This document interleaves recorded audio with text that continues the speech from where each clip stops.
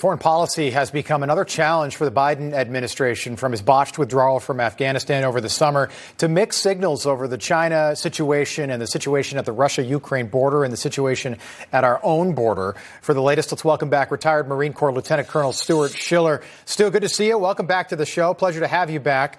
No one wants to be a cop in this country. There's been a massive exodus. Many police officers have retired. It's also happening in the U.S. military. Who would want to enlist right now with a commander-in-chief like Joe Biden, who's got a 33% approval rating, but who can't seem to get anything right 13 months into his presidency?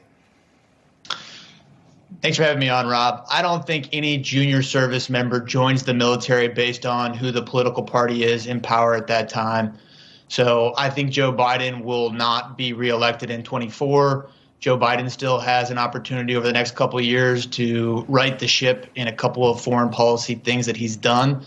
But if you're a junior enlisted, I think you join the military because you want to be part of something bigger than yourself. You want to serve your country, and you want to be with your brothers downrange, making a difference. Yeah, you know what? My dad is a veteran as well, and I think if you're planning on doing that, if you've got a plan to do that, it doesn't matter who's in office. But enlistments went way up under Ronald Reagan, and you could say, yes, the defense budget also went way up. But there's something about the way a commander-in-chief makes not only the American people, but the U.S. Armed Forces, the way you make people feel. And when I think about Joe Biden, my brain goes gray, and I just think Jimmy Carter and just this general malaise. The former president was speaking on Saturday night, and he talked about taking back Washington in November. Take a listen. To every patriot here today, I ask you to get ready to work, to get ready to fight, and to get ready to win, and win like never before. This is the year we're going to take back the House. We're going to take back the Senate. And in 2024, we are going to take back that beautiful, beautiful house that happens to be white, that is so magnificent, and that we all love. All right, today's February 1st. I know, I laughed too when I saw that there. You can't help it. It doesn't matter if you're a Republican or Democrat, you almost miss the guy just because life was a lot more interesting. And if you can get past mean tweets, sticks and stones, I think we're going to be okay. But what do you make of that? Here we are 10 months to the midterms. A lot can change. How do you see this playing out? I think President Trump has a lot of supporters. He has a strong base. I have no idea what's going to happen in 24. I do think that there is change coming. I think the American people on both sides, really the central left and central right, are looking for better decisions, more transparency, more accountability.